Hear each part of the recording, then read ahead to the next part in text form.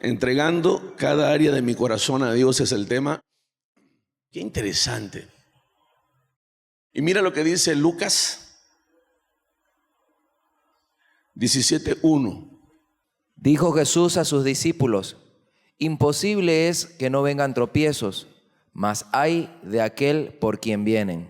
Es imposible, dijo el Señor, que no hayan tropiezos, que no hayan problemas, malas actitudes, malas relaciones, heridas, ofensas, decepciones. Es imposible. La vamos a tener como cristianos, la vamos a tener como apóstoles, profetas. Eso es imposible, que no exista. Es parte de la vida. Pero déjame hacerte notar dos cosas. La primera, una es cuando las ofensas, las heridas vienen como resultado de una falta de vida espiritual y lo haces de forma intencional para hacer caer a alguien. Por eso dice, es imposible que no hayan tropiezos, pero hay del que haga tropezar a unos. No sé si me estás siguiendo. Yo en el mundo y tú también éramos personas cizañosas, dividíamos a los mejores amigos, peleábamos entre hermanos, éramos orgullosos, nos enojábamos de todo y andábamos como si tal cosa. Vinimos a la vida cristiana y seguimos cometiendo errores, tenemos malas actitudes, fallas, errores. Sí, pero hay una diferencia que nosotros hay como que, Señor, ayúdame, no quiero ser así. Y nos empezamos a corregir, a cambiar y a madurar. Entonces, lo primero que quiero dejar claro que es imposible que usted nunca tenga heridas, decepciones, se sienta mal, se sienta ofendido, herido o herida, siempre. Ahora, el tema de entregar cada área de tu vida al Señor significa que es tu responsabilidad y la mía que tu corazón siempre se mantenga sano. Mira de interesante lo que yo hoy analizaba y cuál es el objetivo de la ofensa, la herida que a veces sufrimos o una decepción. Mira, número uno, contaminar a las relaciones interpersonales, como amigos, como hermanos, como familia, como novios, como esposos. Dos, división. La división es el arma más letal del diablo. Desintegración familiar. Cortamos la comunicación, empezamos a especular y a pensar que no nos quieren, y nuestros padres y nuestras madres y la esposa y el esposo, empezamos a especular. Es como darle lugar a una fuente de contaminación muy peligrosa. Escucha esto, liderazgos se echan a perder, ministerios se pierden, gente deja de congregar. Se dividen los mejores hermanos en Cristo por una ofensa, una herida, una palabra mal dicha. Por eso es que siempre van a haber tropiezos en el camino. Pero debemos meditar en que tenemos dos alternativas. Nos comportamos como éramos antes o reconocemos. Tratamos de enmendar los errores, tratamos de mantener un corazón sano, porque esa es mi responsabilidad. ¿Qué piensan? Bueno, creo que cuando hablamos del corazón estamos hablando de aquella parte en la cual se amalgaman todas las cosas buenas y todas las cosas malas. Recordemos que el ser humano está compuesto por espíritu, alma y cuerpo. En el espíritu está la intuición, la comunión, la conciencia. El cuerpo es el que nos permite relacionarnos con el mundo físico a través de los sentidos. Y en el alma se encuentra el intelecto, las emociones, la voluntad, y ahí está el corazón. Entonces, qué importante que entendamos que cuando venimos a Cristo, nuestro espíritu nace de nuevo. El cuerpo no puede nacer de nuevo, simplemente es el estuche, es la carcasa que nos permite estar en contacto con el mundo físico. Pero el alma no nace de nuevo, es el espíritu. El alma necesita ser regenerada, necesita ser transformada, necesita ser procesada, es día a día, trabajada. Entonces, cuando venimos a Cristo puede que nuestro espíritu nazca de nuevo, pero todas las heridas, las marcas, todo lo que vivimos, todo lo que nos hicieron y lo que hicimos, se queda grabado ahí en el corazón, se queda grabado en el alma, y necesitamos entrar en un proceso de sanidad, de autosanidad, de sanidad interior, de hacer un análisis, un mea culpa de todo lo que hemos vivido, hemos hecho, y de permitir también que consejeros, que personas con sabiduría nos puedan ayudar a sanar esas áreas. ¿Por qué? Porque vivir con un corazón enfermo, con un corazón ofendido, al único que le hace daño es a uno mismo. Entonces, creo que todos en algún momento de nuestras vidas hemos tenido heridas, hemos sido ofendidos, todos en algún momento de nuestra vida hemos sido decepcionados, todos en algún momento de nuestra vida nos han lastimado. Y el tema no es si pasó o no, porque a todos les ha pasado, es qué hacemos con lo que pasó. Porque si nos quedamos ofendidos y heridos, lo único que vamos a desear es venganza. Ustedes, como apóstoles que son, ¿cómo han manejado ese proceso de madurez cuando, número uno, se dan cuenta que muchas veces hieren, lastiman, otras veces lo lastiman a ustedes, y como que uno se encuentra en un término intermedio entre o me dejo llevar por el Espíritu y empiezo a buscar la reconciliación, que es lo que Dios quiere, porque al margen de todo lo que pueda haber pasado o cuánta razón tengas tú o no la tengas, la Biblia dice en 2 Corintios que Dios nos encomendó el ministerio de la reconciliación, y al fin y al cabo lo que Dios quiere es la reconciliación, que recuperas la armonía, la comunión, la relación con esa persona. Pero ¿cómo ha sido en ustedes el proceso como jóvenes, como hermanos, como padres, como esposos, también como pastores de gente pastorean? Bueno, en un inicio, cuando recién conocí al Señor y empecé a entender el amor de Dios, eso fue muy liberador para mí. Empecé a ver la vida de una forma diferente, empecé a ver a las personas de una forma diferente también. Y de repente en esa primera etapa de mi vida cristiana fue como tan fuerte mi relación, mi experiencia con Dios, que fue liberador, fue realmente liberador, porque tendía a ser una persona muy, muy rencorosa, muy orgullosa de no reconocer. Es más, yo siempre comento, crecí en un hogar donde no teníamos la costumbre de hablar de los problemas. Si teníamos un conflicto con mi padre o entre hermanos, no teníamos la costumbre después de sentarnos, hablar, pedirnos perdón, pasar por un tiempo de reconciliación. No, simplemente teníamos los problemas y después seguíamos y nos hacíamos a veces los desentendidos y bueno, la misma convivencia nos exigía seguir adelante. Entonces, tuve esa primera etapa. Ahora, lo difícil ha sido todo este camino, ¿no? Porque el hecho de que uno venga a la fe, a la vida cristiana, y Dios te regale un corazón sano a través de ese proceso o esa experiencia con Dios, es maravilloso, pero después mantenerte sano a lo largo del camino es algo que no es fácil, y eso es para siempre. O sea, he tenido a lo largo de todo este camino muchas luchas y las sigo teniendo. ¿Por qué? Porque entra por medio el ego, la justicia propia, que nos hace querer justificar el sentir algo por alguien, o el de repente justificar incluso una mala actitud y no querer reconocerlo. Y yo pienso ahí que una cosa que es elemental, fundamental, es entender la importancia de mantener nuestro corazón sano y entender que es una responsabilidad nuestra. ¿Tu experiencia, Jorgito? Creo que es clave, apóstol, el tema de entender el perdón como un regalo, como usted lo escribe también en su libro, como un regalo que Dios nos da. Porque cuando no lo vemos así, como decía José María, va a querer prevalecer nuestra justicia, por ahí un deseo de venganza, por ahí el querer discutir algo, pero cuando entendemos que el perdón, el principal beneficiado del perdón no es necesariamente la persona que me ofendió, la persona que me hizo daño, sino que el principal beneficiado soy yo, entonces tomo de ese beneficio que Dios me ha dado. Y en el primer versículo que usted leía dice dos cosas importantes. Uno, imposible que no vengan tropiezos.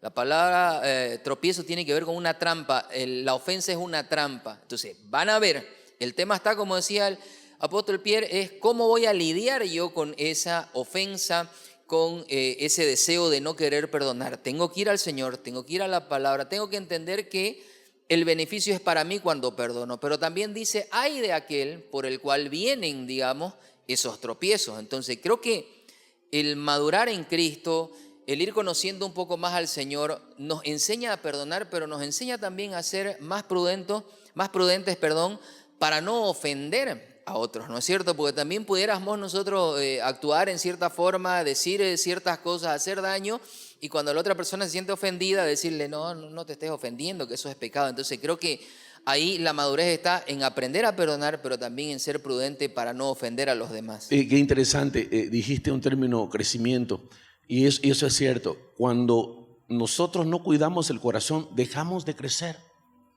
dejamos de madurar. Y el crecimiento y la madurez es cuando tienes la capacidad de entender antes de que te entiendan. Porque en la medida que uno es más inmaduro, quiere que todo el mundo lo entienda, que todo gire en torno alrededor de uno, que todo sea hermoso, que las personas llenen tus expectativas. Pero no es así, es al revés. Porque Jesús nunca fue herido, fue lastimado, no necesariamente porque sea el Hijo de Dios. No se olviden, Jesús era 100% hombre y vino a la tierra para mostrarnos a nosotros cómo ser felices. Pero la pregunta es, ¿por qué el Señor nunca cayó en una herida, en una ofensa, dejó que su corazón se endurezca? Porque Jesús conocía al ser humano, sabía cómo era el ser humano.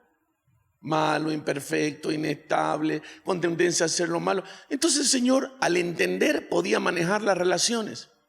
Nosotros es al revés. Nosotros nos molestamos cuando alguien no llena nuestras expectativas, cuando alguien se porta mal con nosotros, cuando alguien nos hiere, nos ofendemos, nos resentimos y decimos, y algunos dicen, y es intercesor, y es pastor, y es apóstol. Al revés, digamos, ¿no? Cuando deberíamos entender antes de ser entendidos. ¿Por qué? Eso es crecimiento, eso es madurez.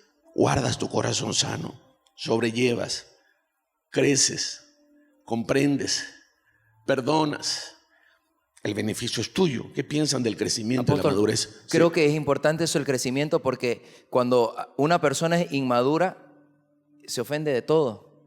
Porque creo que yo siempre le digo eso a la gente, lo primero que uno tiene que hacer es, cuando se siente herido, ofendido, es saber si realmente existió o no existió una ofensa o el problema soy yo, porque también puede haber un problema de inmadurez en la persona que lo lleva a sentirse de todo. Hay gente que es hipersensible, que por cosas muy pequeñas se hace un problema muy grande, que son muy conflictivos. Entonces, a veces el problema somos nosotros. Entonces, lo primero que uno tiene que analizar es realmente existió o no existió un agravio, una ofensa, una injusticia, algo que realmente signifique una ofensa para mí. Y si no, tengo que aprender a madurar. Porque... Oye, y si existió, como dice la Biblia, es tu hermano, tu hermana, ve y habla. Y dile, oye, me sentí mal, oye lo que dijiste, oye lo que hiciste, o si no lo que yo hice, pero ve y habla, dice Dios. Y qué importante eso, porque las personas, los cristianos, todos en general, no quieren hablar de los problemas. La gente se ofende con su líder y no va y le dice, mire, considero de que pasó esto, esto y esto, considero de que fallé, o considero de que quizás usted falló también. No sé, que no me habló de la manera correcta. O sea, qué importante ser sincero, ir y abrir el corazón, ir y manifestar lo que uno siente, porque eso nos hace una persona impenetrable al tema de la ofensa, de la herida, del resentimiento, del odio, de estar en un lugar donde no quiero estar, de estar contaminado. Qué importante el hablarlo. Entonces creo que eso también muestra crecimiento y madurez. Yo muchas veces... yo soy una persona que considero que tengo un corazón sano. ¿Por qué? Porque cuando tengo algo, no sé, hacia alguien, lo hablo. Si es hacia usted, voy y lo hablo y le digo, papá, no estoy de acuerdo con esto, no es. Y no es porque sea una persona problemática, sino porque es lo que me corresponde. Quiero tener un corazón sano. Y más allá de que yo esté en la razón o usted esté en la razón, voy y lo hablo. ¿Por qué? Porque considero... no considero, sino que he aprendido a través de la palabra, a través de la consejería, de que esa es la manera correcta. Dice la Biblia, si vas a dar tu ofrenda, dice, y te das cuenta de que tu hermano tiene un problema contra ti, deja tu ofrenda al lado del altar, ve y soluciona el problema con tu hermano y ven y da tu ofrenda. Entonces, lo que quiero decir es que la palabra de Dios dice, si tu hermano tiene algo contra ti, ni siquiera dice si tú tienes algo con tu hermano. O sea, Es que ahí mides el grado de madurez. Jorge. exacto. O sea, no necesito yo no hice nada. Si él quiere que me pida perdón, si él quiere que me hable, no, yo me debo acercar. Yo así me ha pasado con los consiervos, con los hermanos, con los mismos apóstoles, con todos aquí en la iglesia. Cuando ha habido algo, me acerco, hermano, pasa algo, tenés algo, te he notado raro conmigo. Y no porque yo sea hipersensible, sino porque quizás he percibido cosas o quizás estaba confundido, pero lo he hablado. Y no para decirle qué es lo que te pasa, qué te crees, sino para poder estar en armonía. Y creo y creo que dentro del crecimiento todos fallamos. Y lo peor que podemos hacer es hacer juicios de valor. Yo he escuchado juicios de valor sobre autoridades, sobre consiervos, sobre personas, sobre gente nueva que llega. Pero, ¿dónde está en la Biblia que nosotros nos las demos de jueces? Yo no puedo esforzarme tanto para que una persona llegue a los caminos del Señor y cuando llega aquí, ¿y por qué la falda? ¿Y por qué el taco? ¿Y por qué la pestaña postiza? Deja que Dios le vaya quitando todo eso.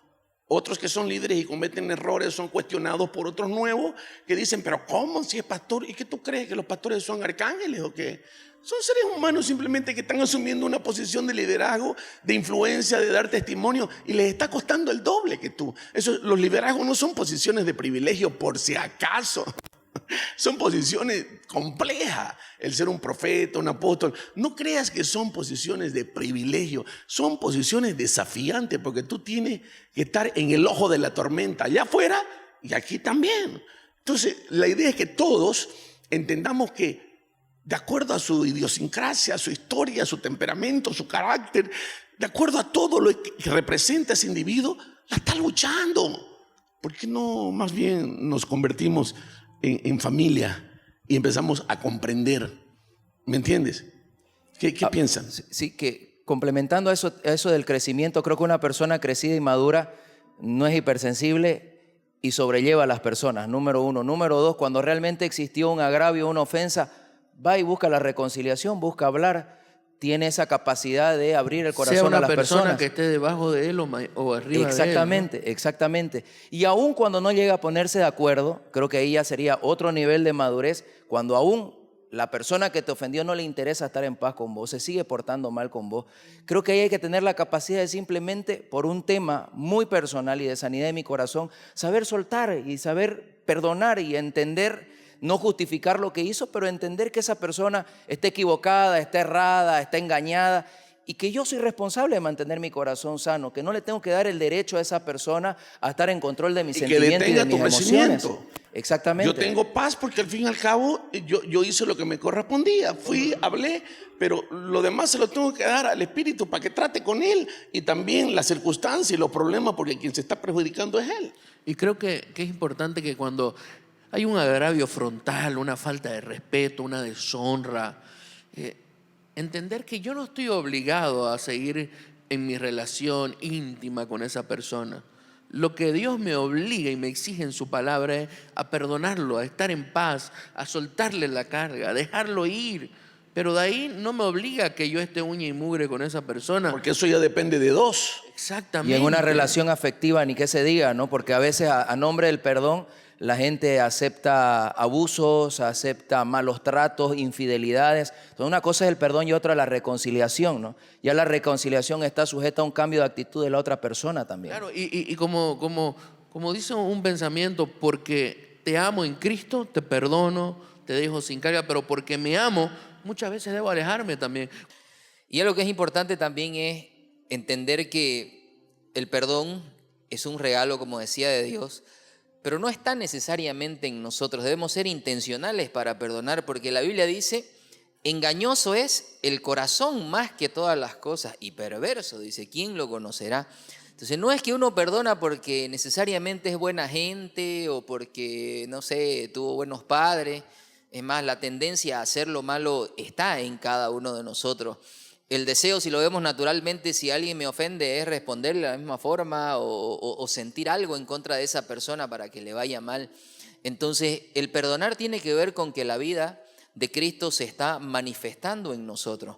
En entender de que cuando perdonamos, más allá de que lo sintamos o no lo sintamos, porque también se maneja eso, es que no lo siento, algunas personas dicen, y prefiero no ser hipócrita, dicen, ¿no? Como para justificar una falta de perdón, sino que tiene que ver con un tema de obediencia al Señor, de madurez, de obediencia al Señor. ¿Por qué? Porque eso me está haciendo bien a mí, y aunque por ahí ese momento esté muriendo, porque efectivamente estoy muriendo, entendiendo que en ese momento más bien estoy creciendo y estoy madurando, porque para eso nos llamó el Señor, para dar frutos, dice. Y fruto, éxito necesariamente no es lo externo, digamos, lo que vemos. Crecimiento no es necesariamente lo externo, cuánto sé o en qué posición estoy, sino que crecimiento, fruto, éxito, digámoslo así, tiene que ver primeramente con mi interior, donde yo pueda empezar a tener un corazón sano, porque dice la Biblia, sobre toda cosa guardada, guarda tu corazón, porque de él mana la vida. Entonces, si mi corazón está sano, lo demás va a convertirse en una añadidura.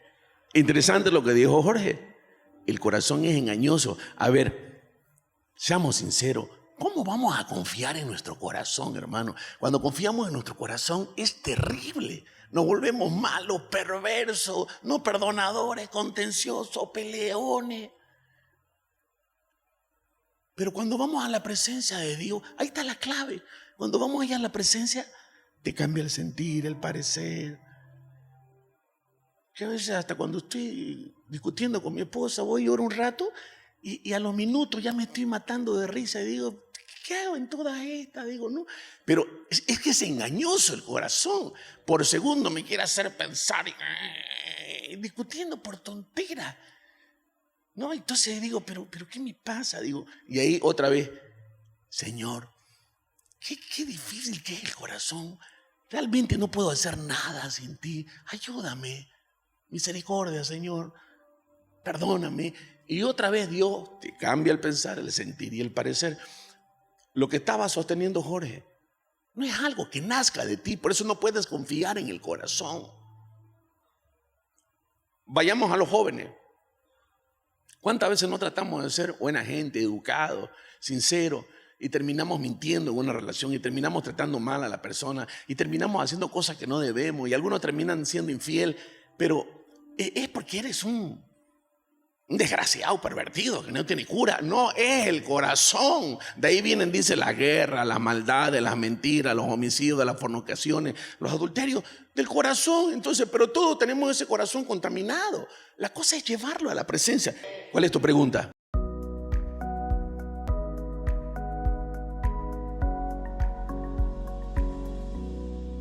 No lo puedo dejar porque lo amo.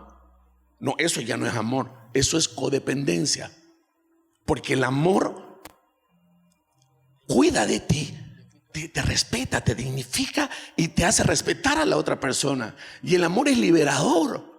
Si un hombre me ama o una mujer me ama, pucha, yo me siento bien. Esa persona me levanta la moral, la estima, me hace sentir seguro, segura, me respeta, es fiel. Eso es amor. El amor conlleva una entrega, un sacrificio. Entonces eso es codependencia. Pastor, ¿qué es codependencia?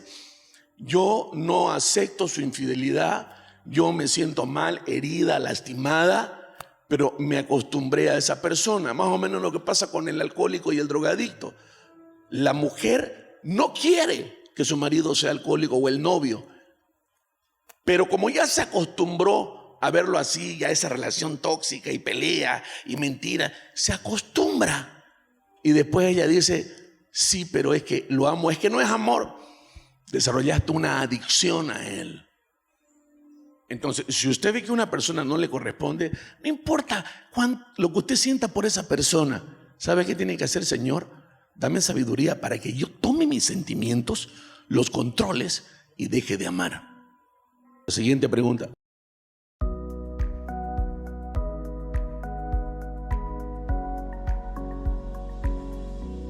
Hay algo ahí que es importante y precisamente quería responder esta pregunta por eso. A veces creemos que una vez que decidimos perdonar, nunca más vamos a sentir nada malo contra la otra persona. No, eso no es perdón.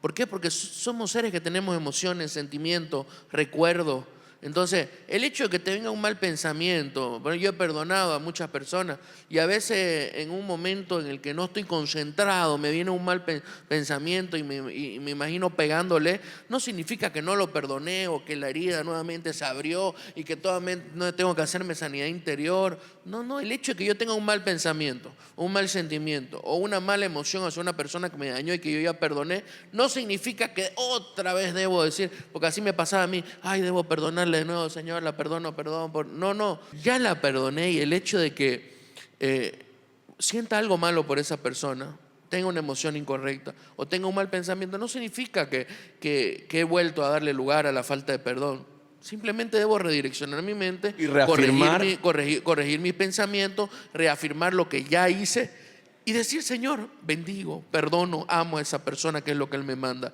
y seguir en libertad. Pero no te puedes quedar con eso, porque cuando a ti nuevamente te asusta el problema de que nuevamente sentiste algo malo, eso hay una ley que hace que te amalgames a la falta de perdón y todo el tiempo creas, ay, que no lo perdoné, volví a sentir algo malo, quiere decir que no lo he perdonado. Ahora déjame decirte algo, quiero agregar algo a eso.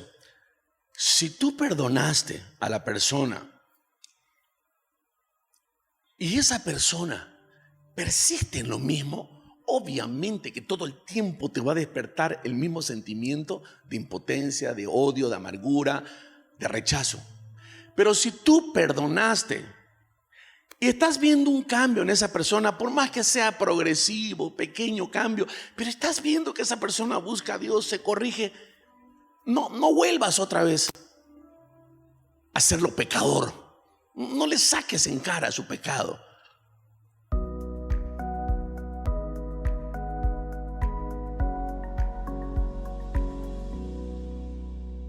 Eso es sabio. No todos tenemos la capacidad de, sí, el Señor dice 70 veces 7 y perdonemos al que nos maldice. Sí, todo eso está claro. Pero de ahí a la acción, a algunos les lleva un proceso. Y la otra persona, si es la novia, si es el marido, debe entender que no es nomás, la Biblia dice que me perdones y punto. No lo simplifique. O puede haber también una situación donde se esté generando un conflicto, donde los ánimos estén muy caldeados, donde estén muy molestos y donde esa persona por un momento quiere retirarse, pensar mejor las cosas, orar y ya con mayor sabiduría enfrentarlo. Y la otra persona no lo deja. Exactamente, y hay personas que continuamente, no, pero hablemos, terminemos, vos tenés que perdonar y eso genera un problema peor. Eso es grave, no lo haga. Qué bien que ustedes estén sacando esa colación, porque hemos atendido personas así. Que la mujer dice, o el marido, pastor, pero yo quiero estar un rato tranquilo y esta persona me acosa, me sofoca, quieren seguir hablando y yo no quiero hablar porque voy a reventar. Entonces necesitamos comprensión y entender que el perdonar es un mandamiento, pero que todo tiene un proceso y a cada cual le cuesta más que a otro. Siguiente pregunta.